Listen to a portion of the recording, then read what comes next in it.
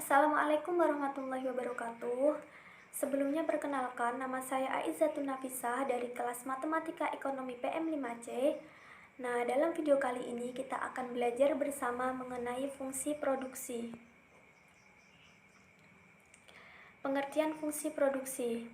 Fungsi produksi adalah suatu fungsi atau persamaan yang menyatakan hubungan antara tingkat output dengan tingkat input.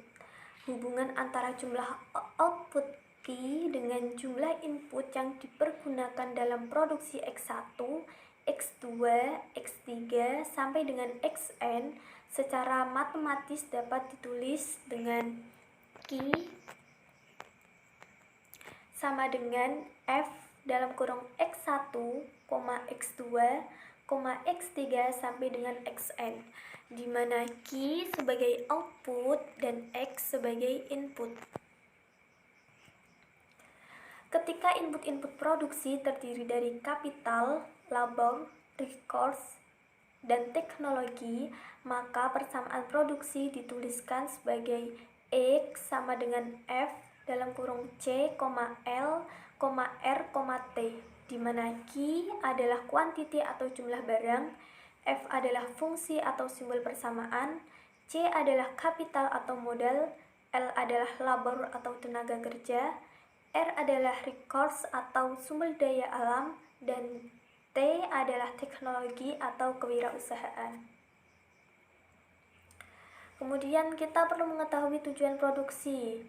Nah, berdasarkan kepentingan produsen, tujuan produksi adalah untuk menghasilkan barang yang dapat memberikan laba. Tujuan tersebut dapat tercapai jika barang atau jasa yang diproduksi sesuai dengan kebutuhan masyarakat.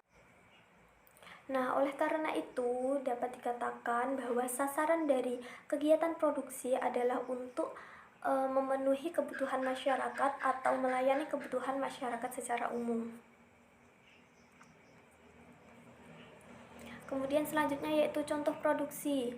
Contoh produksi yaitu menanam padi, menggiling padi, mengangkut beras, dan menjual nasi serta makanan. Nah, untuk contoh yang lebih modern yaitu produksi pembuatan benang, produksi pembuatan kain, pembuatan baju, memperdagangkan baju, pembuatan komputer, pembuatan kendaraan bermotor, dan masih banyak lagi. Kemudian teori produksi. Nah, di sini ada hukum the law of diminishing return, di mana hukum ini menyatakan berkurangnya tambahan output dari penambahan satu unit input variabel pada saat output telah mencapai maksimum. Nah, dari hukum ini sehingga diasumsikan bahwa hanya ada satu unit input variabel sedangkan unit yang lainnya tetap. Teknologi yang digunakan dalam proses produksi ini tidak berubah, sedangkan sifat koefisien produksi adalah berubah-ubah.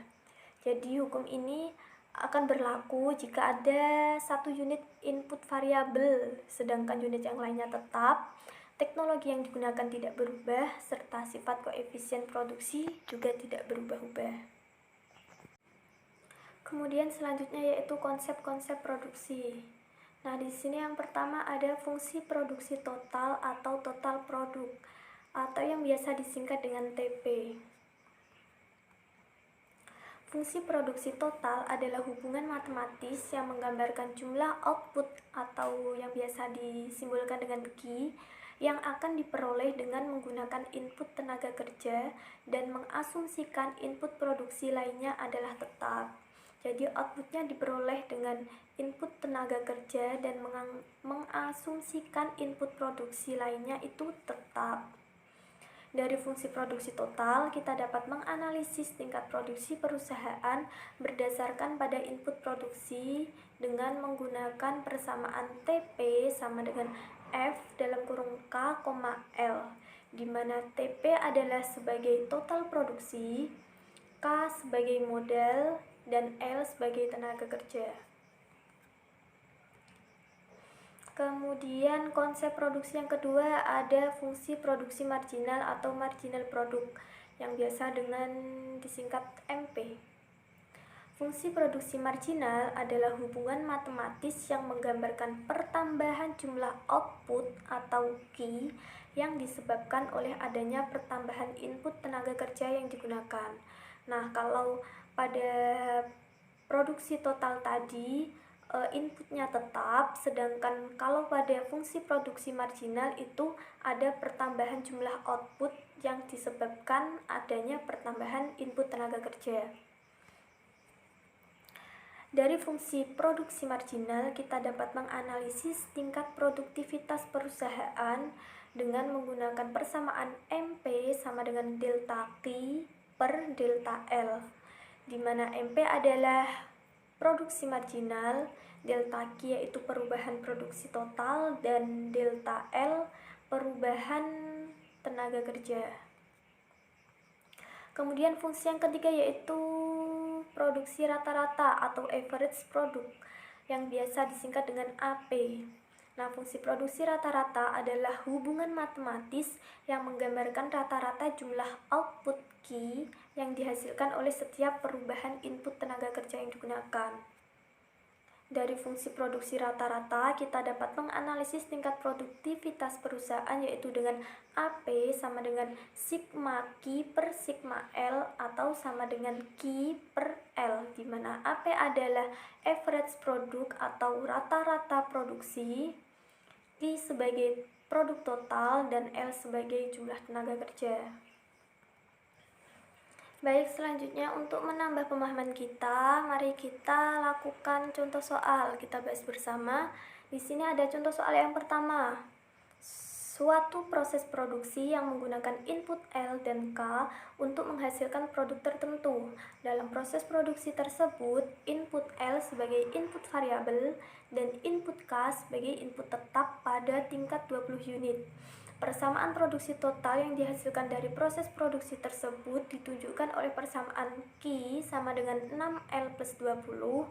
Nah, berdasarkan informasi tersebut, tentukan produksi rata-rata L pada tingkat penggunaan input L sebanyak 10 unit. Kita bahas bersama. Yang diketahui soal di situ ada persamaan Q. Kita tulis diketahui persamaan Q. Persamaan Q yaitu 6L plus 20, kemudian diketahui input L sebanyak 10 unit. Kemudian yang ditanya yaitu produksi rata-rata L. Kita singkat dengan APL. Kemudian langkah pertama yaitu kita mencari besarnya Q terlebih dahulu. Kita substitusikan nilai L pada persamaan Q sehingga didapat 6 kali 10 plus 20 sama dengan 60 plus 20 sama dengan 8 unit. Sehingga didapat produksi total atau Q pada penggunaan input L sebanyak 10 unit adalah 80 unit. Kita dapat nilai Q-nya yaitu 8 unit. Kemudian selanjutnya kita mencari produksi rata-rata atau APL-nya. Kita menggunakan rumus Q per L. Kita substitusikan nilai Q dan juga L-nya sehingga 80 per 10 sama dengan 8. Sehingga produksi rata-rata L atau APL pada penggunaan input L sebanyak 10 unit adalah 8 unit. Kemudian kita lanjut contoh soal yang kedua.